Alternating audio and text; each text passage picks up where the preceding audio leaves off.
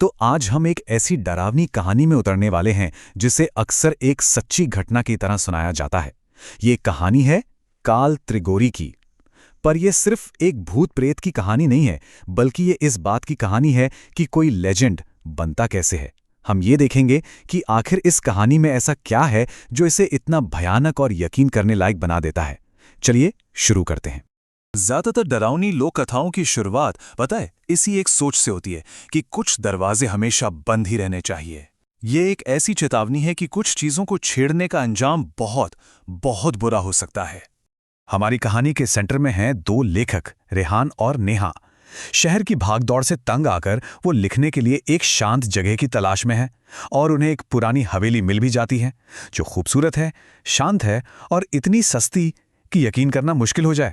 शुरुआत में तो सब कुछ बिल्कुल एक सपने जैसा लगता है। वो पुरानी हवेली, गांव का सुकून, उन्हें लगता है कि अपनी किताब लिखने के लिए इससे बेहतर जगह हो ही नहीं सकती। लेकिन जैसा अक्सर ऐसी कहानियों में होता है, ये शांति एक आने वाले तूफान से पहले की खामोशी थी।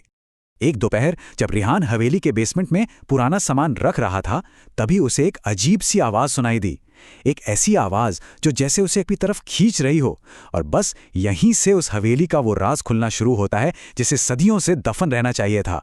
तो रेहान बेसमेंट में उतरता है और वहां का नजारा उसे हैरान कर देता है। एक पुरानी रॉकिंग चेयर अपने आप धीरे धीरे हिल रही थी और बार बार एक बड़े जंग लगे संदूक से जाकर टकरा रही थी, जैसे वो किसी चीज की तरफ इशारा कर रही हो। और रेहान को एक अजीब सा एहसास होता है, जैसे उस बंद संदूक के अंदर कुछ जिंदा है। रेहान अपनी बेचैनी को किनारे रखकर उस संदूक पर लगा ताला तोड़ देता है। जैसे ही संदूक खुलता है, कमरे में अचानक एक बर्फीली हवा का झोंका दौड़ जाता है और अंदर उसे मिलती हैं दो चीजें। लाल कपड़े में कसकर लिपटी एक पुरानी गुड़िया और एक बहुत ही फटी पुरानी सी किताब। उस किताब के पहले ही पन्ने पर स्याही से एक चेतावनी लिखी थी, त्रिगोरी छूना मत, ये गुड़िया आत्माओं को आकर्षित करती है। एक सीधी और साफ वार्निंग, लेकिन इंसान की फितरत है, जहां मना किया जाए वो काम सबसे पहले करना है। रेहान खुद को रोक नहीं पाता और उस गुड़िया पर से लाल कपड़ा थोड़ा सा हटा देता है।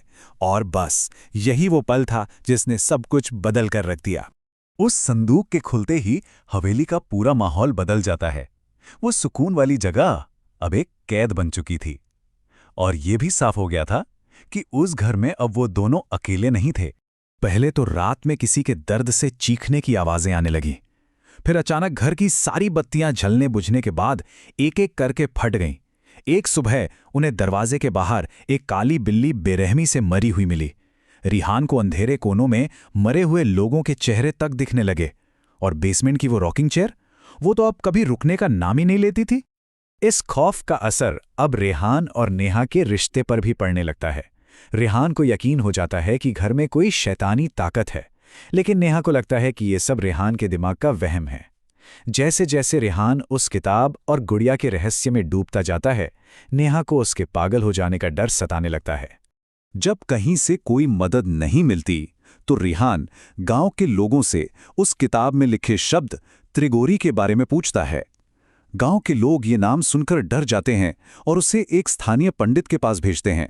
और उसी पंडित से रेहान को उस भयानक सच का पता चलता है जिसका वो अनजाने में हिस्सा बन चुका था। पंडित उसे बताता है कि काल त्रिगोरी कोई भूत या आत्मा नहीं है, ये तो एक प्रलयकारी घटना का नाम है। एक ऐसी काली शक्ति जो हर 100 साल में सिर्फ एक बार जागती है।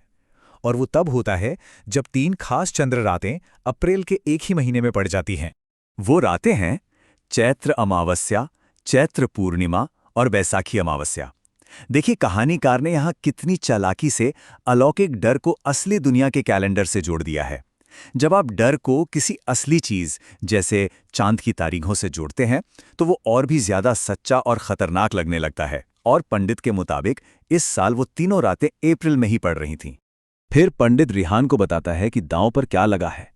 वो कहता है कि ठीक 100 साल पहले इसी गांव की एक तांत्रिक ने उसी गुड़िया का इस्तेमाल करके काल त्रिगोरी को बुलाया था, और नतीजा एक ही रात में 500 लोगों से भरा पूरा का पूरा गांव खत्म हो गया था। अब वो गुड़िया सिर्फ एक खिलौना नहीं थी, बल्कि एक नरसंहार का हथियार थी।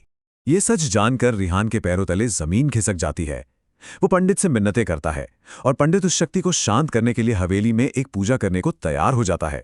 लेकिन पूजा की रात हालात काबू से पूरी तरह बाहर हो जाते हैं। जैसे ही पंडित ने मंत्र पढ़ने शुरू किए, घर का तापमान एकदम से गिरने लगा और तभी रिहान और नेहा ने देखा कि सामने की दीवार से करीब 10 फुट लंबी इंसानी परछाई निकलकर उनकी तरफ बढ़ रही है। और यहां से सब कुछ बहुत तेजी से बिखरना शुरू होता है।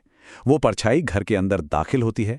पंडित ने सुरक्षा के लिए जो 2 काली बिल्लियां साथ रखी थीं, वे एक दूसरे पर हमला करके एक दूसरे को ही मार डालती हैं। ये सब देखकर नेहा का डर उस पर हावी हो जाता है। उसे लगता है कि इन सब की जड़ वो गुड़िया है और वो एक भयानक गलती कर बैठती है। वो बिना लाल कपड़े के उस गुड़िया को उठाती है, उसके टुकड़े करती है और उसे आग में झोंक देती है। नेहा को ऐसा करते देख पंडित खौफ से कांप उठता है। वो चीखता है कि लाल कपड़ा उस शक्ति को रोकने वाला कवच था और उसे हटाकर नेहा ने अपने पूरे खानदान के लिए मौत का दरवाजा खोल दिया है। ये कहते हुए अब उन्हें मरने से कोई नहीं बचा सकता, वो पंडित अपनी जान बचाने के लिए पूजा छोड़कर वहां से भाग जाता है। पंडित के जाने के बाद रिहान और नेहा उस बेलगाम शक्ति के साथ हवेली में अकेले फंस जाते हैं और उस अधूरी पूजा का खूनी अंजाम बहुत जल्द सामने आता है।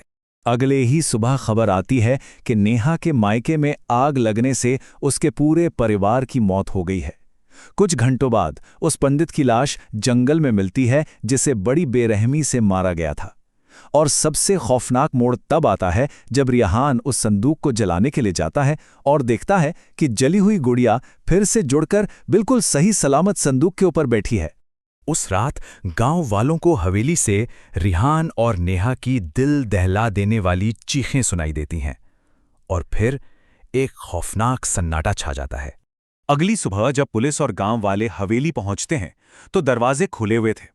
अंदर हर दीवार पर खून से एक ही नाम लिखा था, काल त्रिगोरी। रेहान और नेहा की लाशें बेसमेंट में पड़ी थीं और पुलिस को मिलती है रेहान की डायरी। ये डायरी इस कहानी का सबसे अहम हिस्सा है।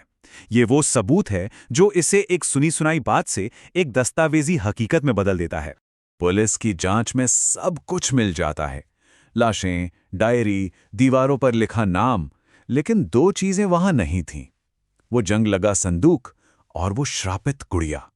उनका गायब हो जाना ही इस लेजेंड को जिंदा रखता है, क्योंकि अगर वो पकड़ी जाती तो कहानी खत्म हो जाती, पर अब वो बुराई आजाद है और कहीं भी हो सकती है। काल त्रिगोरी जैसी कहानियां हमें इसीलिए डराती हैं क्योंकि ये हमारे सबसे गहरे डर को छूती हैं, अनजाने का डर और उन ताकतों का डर जिन्हें हम कंट्रोल नहीं कर सकते।